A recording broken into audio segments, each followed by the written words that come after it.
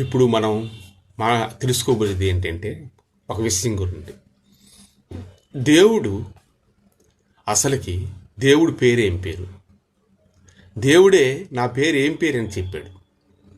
అసలు దేవుడికి ఇన్ని పేర్లు ఎందుకు అని, కానీ ముఖ్యమైన పేర్ల గురించి నేను చెప్తున్నాను. ముఖ్యమైనవి అంటే 249 దేశాల్లో ఐక్యరాజ్య సమితి ప్రకారంగా ఎస్ఓ కోడ్ ఉంటుంది. 91 తర్వాత ఫోన్ నెంబర్ ఉంటుంది. 91లు 92లు అలా ఫోన్ నెంబర్. దాన్ని బట్టి రిజిస్టర్లుగా 249 దేశాలు టోటల్. సరే, ఇన్ని దేశాల్లో 160 దేశాలు క్రైస్తవులు ఉన్నారు, ఒక 60 దేశాలు ముస్లిమ్స్ ఉన్నారు. ఇందులో ఎక్కువ నమ్మింది మరి ముస్లిమ్స్ ఉన్నారు, క్రైస్తవులు ఇంకా ఎక్కువ నమ్మిన వాళ్ళు ఉన్నారు, అక్కడక్కడ అంజులు ఇవన్నీ ఉన్నారు. అంటే దేవుని తప్పే విగ్రహారాధన కొన్ని చేసినవి ఉన్నాయి.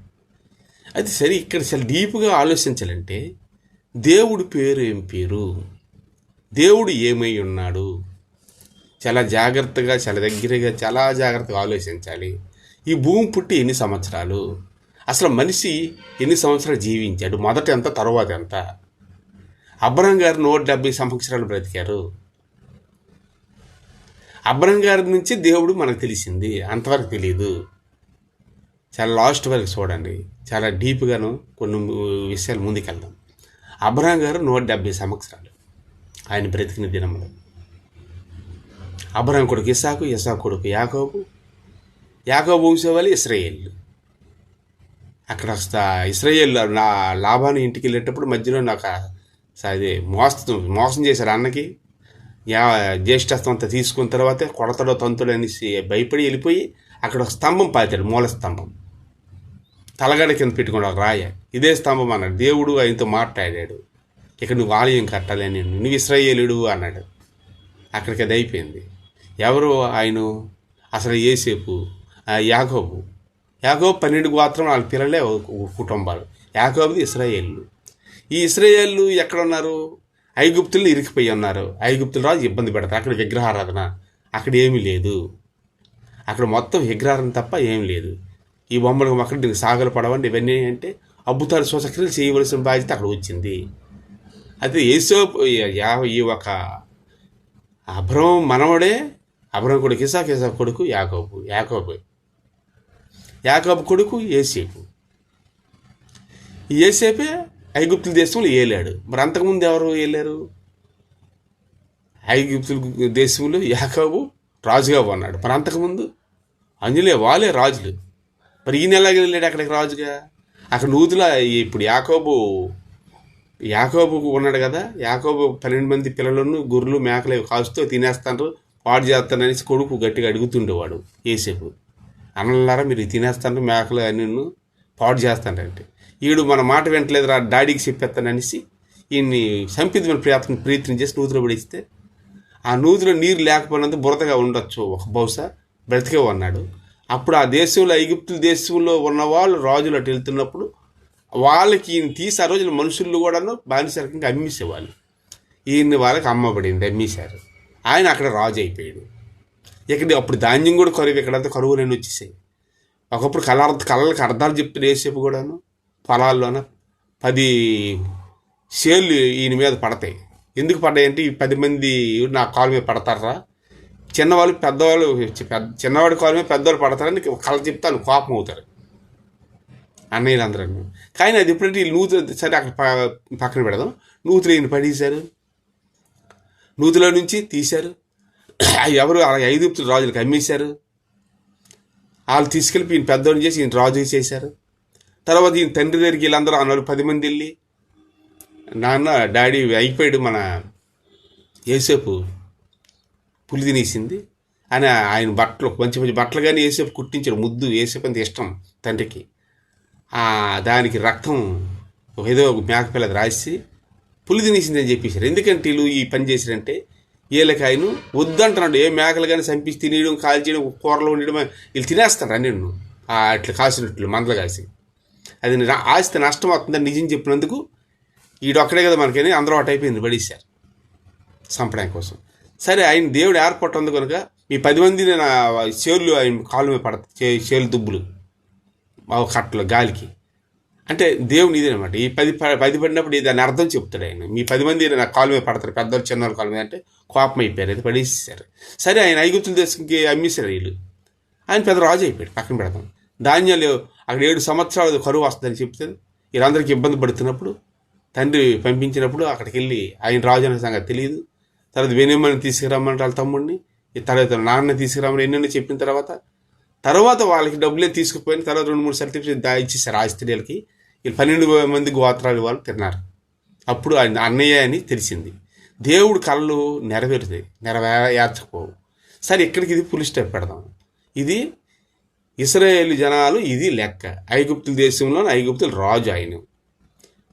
అంతకన్నా ముందు వెనక తర్వాత ఈ రాజు అయిపోయిన కొన్ని సంవత్సరాలు అయిపోయిన తర్వాత ఈ రాజుని తీసేసిన తర్వాత డూప్లికేట్ అన్యుల రాజులే అక్కడికి వచ్చారు. అప్పుడు విగ్రహారాధన పెరిగిపోయింది. ఈయన కళ్ళకి అర్థాలు చెప్పాడు అని చెప్పాడు, అన్యుల రాజులు వచ్చారు. ఈయన యేసేపు గారు అయిపోయారు.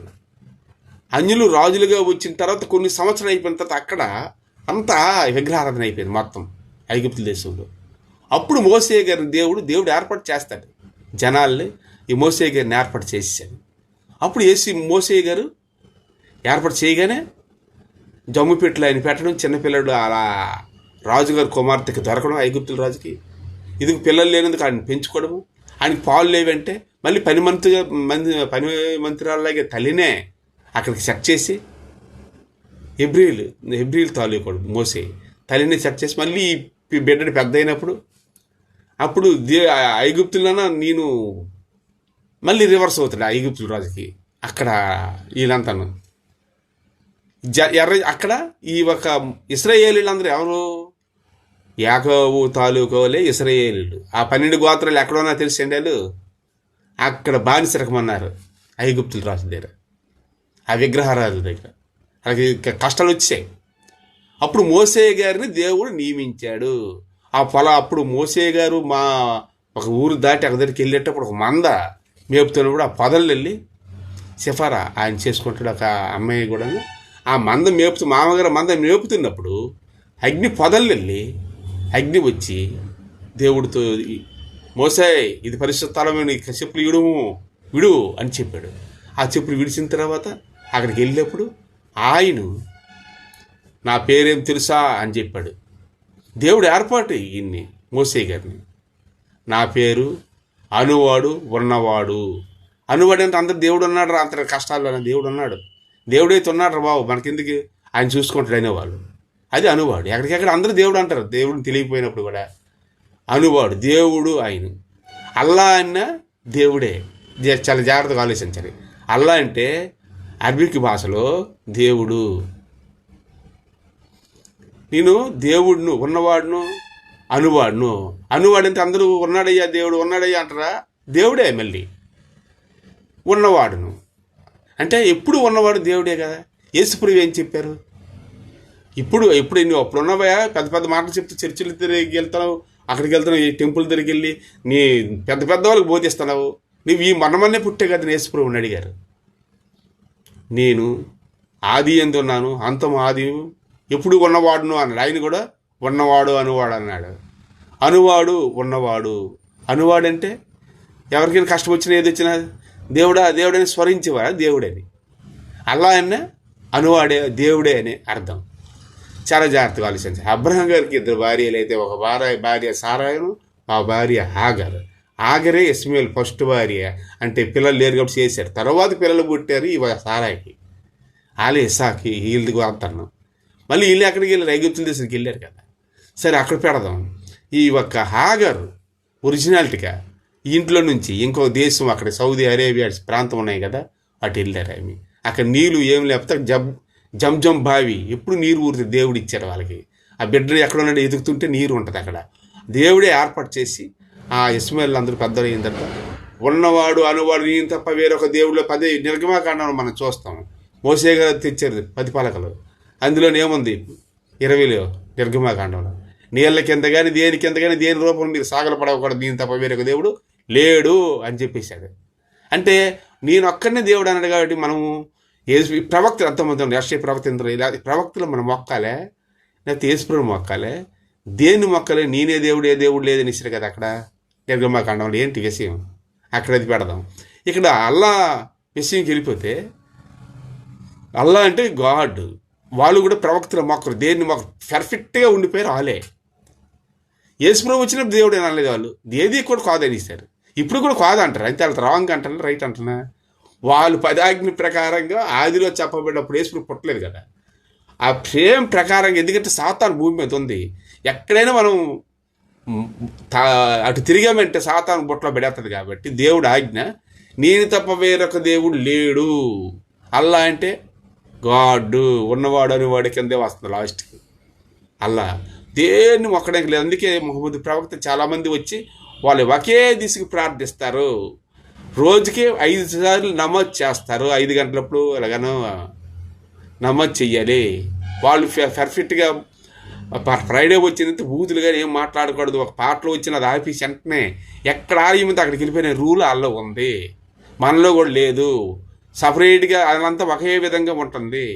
మనం ఏం చేస్తామంటే అక్కడ చర్చికి రా ఆర్సీఎం అని ఈ పెందుకొస్తేనే అంటాం, ఈ ఐస్ చర్చికి వెళ్తే వాడు ఎక్కడ దర్శనం బాగుపడుతుంది, ఏమి అడుగుతుంది, ఏంటో ఇక్కడ అలవాటు అవ్వకూడదని తప్పించుకుని బోర్డు మీద ఇక్కడ ఐక్యత లేదు.